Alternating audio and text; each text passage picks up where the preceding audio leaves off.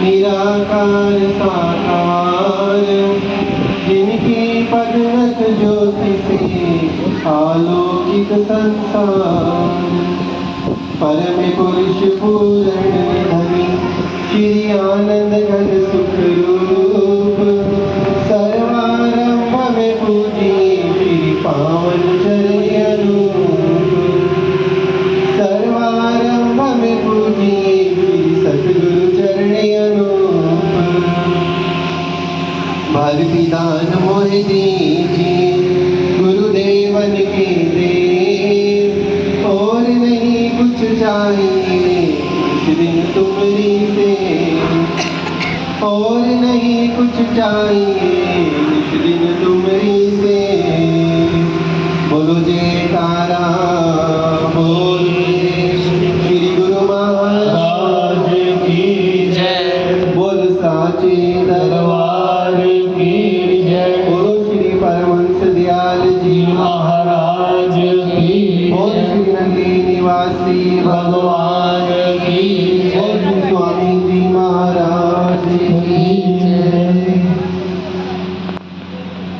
सन्मुख विराजमान श्री परमहंस दयाल श्री नंदी निवासी भगवान जी के चरणों में दंडवत प्रणाम करते हुए, सभी संत महापुरुषों के चरणों में वंदना करते हुए, आप सभी गुरु प्रेमी संगत को प्रेम सहित जय सच्चिदानंद।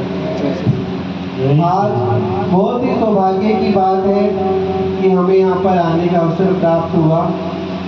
समय नहीं था, लेकिन विनोद भगत जी की बार बार आग्रह करने पर हमने कहा चलो थोड़ी देर समय जरूर देंगे, और बहुत अच्छा लगा आप सबसे मिलकर।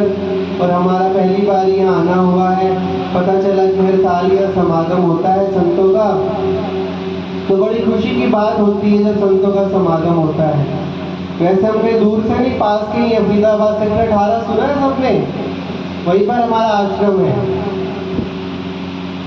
तो बहुत कहते हैं भाग्यशाली होते हैं जो संतों के संग रहते हैं और संतों का समागम करते हैं, क्योंकि हर किसी को यह सौभाग्य प्राप्त नहीं होता। विरले ही रूहें होती हैं जो संतों से जुड़ती हैं, संतों से नाम लेती हैं और उनकी आज्ञा अनुसार अपना जन्म सफल करती हैं। और उन्हीं में से ही आप सब लोग बैठे हैं। आप भी बहुत भाग्यशाली हो जो इस समय सतगुरु के दर्शन कर, संतों की वाणी को सुनकर अपना जीवन सफल कर रहे हैं। तो इसलिए कहते हैं कि जब संत मिल जाते हैं तो सारे कार्य अपने आप हो जाते हैं। आज देखो कितना कली काल है, कितनी माया का प्रभाव है। जहाँ भी जाओ वहीं पर कुछ ना कुछ आपको सुनने को मिलेगा कि वहाँ ये हो गया, वहाँ ये हो गया। और उन्हीं में से आप भाग्यशाली हो जिस समय सत्संग सुन रहे हो, ठीक ठाक बैठे हो, तो कितना बड़ी कृपा है श्री गुरु महाराज जी की। तो हर पल उनका शुक्राना कि प्रभु ऐसे ही अपनी भक्ति और सेवा करवाते रहो, जिससे आपकी प्रसन्नता प्राप्त हो। क्योंकि सद्गुरु तो आते ही जीवों का कल्याण करने के लिए है। वो तो खोज लेते हैं अपनी रूहों को, अपने प्रेमियों को, कि किस बहाने, किस पुरुषार्थ से इसका हम कल्याण कर सकते हैं। इसीलिए आपका भी कल्याण हो रहा है, तो आपके बड़े भाग्य की सराहना है जो आपको संतों के दर्शन दीदार होते हैं।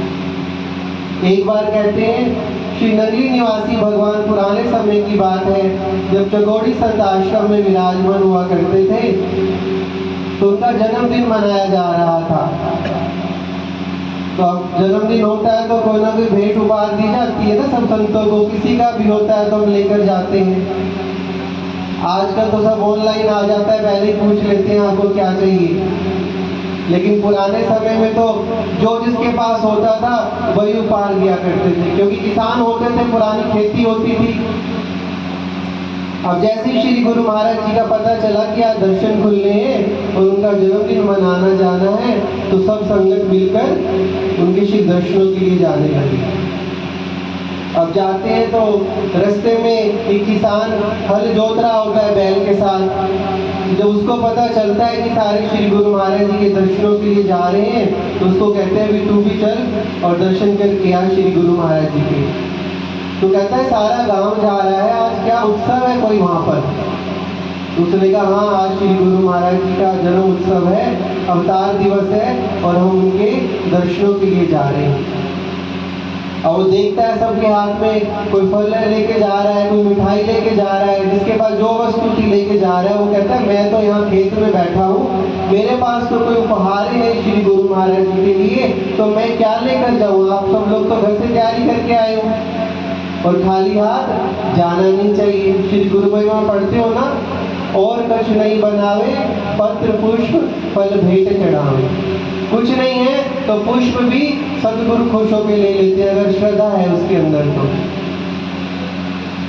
और वो सोचता है ठीक है मेरे पास तो और कुछ नहीं है, इस बैल को ही मैं श्री गुरु महाराज जी के पास ले जाता हूँ, यही भेंट कर दूंगा मैं उनको। उसका देखो भाव कितना ऊंचा था कि जाना भी है, कुछ नहीं है तो इस पशु को ही ले जाता हूँ। हालांकि वो उसका जीवन था, इसके बिना अगर हल ना जोतेगा तो खेत में कहाँ से उपज होगी और कहाँ से वो खाएगा और अन्न आएगा और धन आएगा। लेकिन समर्पण भाव उसके अंदर आ गया। अब जाता है श्री गुरु महाराज जी के चरणों में। अब फल वाले फल भेंट करते हैं, मिठाई वाले मिठाई भेंट करते हैं, जो जो समर्थ सबकी होती है। अब पीछे बैल को लेकर खड़ा होता है। अब मन में शंका भी होती है कि श्री गुरु महाराज जी को क्या बोलूं, मैं आपके लिए बैल लेकर आया हूँ। और प्रसन्नता भी होती है कि कुछ तो है मेरे पास, खाली हाथ पर मैं नहीं आया। अब जैसे श्री गुरु महाराज जी के आगे पहुंचता है तो पूछते हैं भाई तू क्या लाया उपहार हमारे लिए? उसके मन की बात ले रहे थे, उसको अजमा रहे थे कि क्या कहता है। पता तो उनको सब था क्योंकि लीला तो उन्हीं की थी सारी। और वो कहता है स्वामी जी मैं तो और कुछ नहीं लाया, मैं तो खेत में था, पता चला ये लोग आ रहे हैं तो मैं तो इस बैल को ही आपके उपहार के लिए भेंट करने के लिए ले आया हूँ। और श्री गुरु महाराज जी बहुत प्रसन्न होते हैं और बैल का रस्सा पकड़ लेते हैं। कहते हैं कोई बात नहीं, ये भी हमारे काम की वस्तु है, क्योंकि दरबार में तो सबका कल्याण होना है। श्री आरती पूजा में पढ़ते हो ना, दर पर भले बुरे आवे इच्छा पूर्ण होकर जावे। वहाँ तो भले बुरे सबके लिए द्वार खुले हैं, बस पात्रता होनी चाहिए। वो तो देने के लिए बैठे ही हैं सबको। कहते हैं सब संतों ने कहा स्वामी जी फल तो बांट देंगे, मिठाई भी बांट देंगे, भोग लग जाएगा, इस बैल का हम क्या करेंगे? श्री गुरु महाराज ने कहा बैल को कुएं पर लगा दो, ये तुम्हारे पानी खींचने की सहायता करेगा। क्योंकि उस समय कुएं होते थे, भगत लोग खींचते थे, और पशु जब होते हैं तो थोड़ा उससे आसानी हो जाती है खींचने में। तो इसको जाकर कुएं पर लगा दो। अब देखो कैसे उद्धार करना है उस पशु का, उन्होंने उससे भी सेवा लेनी है। लेंगे तभी तो कुछ देंगे।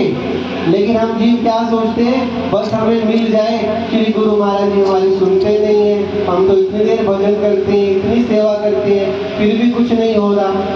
क्या पता कौन सा प्राप्त तुम्हारा पिछले जन्मों का काट है, तुम्हें पता है कितने कर्म किए हैं तुमने। वो मिल गए हैं, उनकी सेवा आरती पूजा दर्शन हो रही, यही सब कुछ समझो। और कुछ मिले या ना मिले ये भी किसी को प्राप्त नहीं होता। जो उठते तुम दर्शन करते हो श्री गुरु महाराज जी के अपने घरों में या दरबार में जाकर उनकी जोत जलाकर आरती करते हो, सबसे बड़ा सौभाग्य तो यही है जो उठ के अपने गुरु का मुख देखते हैं। इससे बड़ा और क्या मांगोगे? वो तो और भी लोगों को नसीब नहीं होता। और आप लोग अपने गुरु के दर्शन करके अपने दिन की शुरुआत करते हो। तो जैसे ही वो कुएं पर उसको लगाया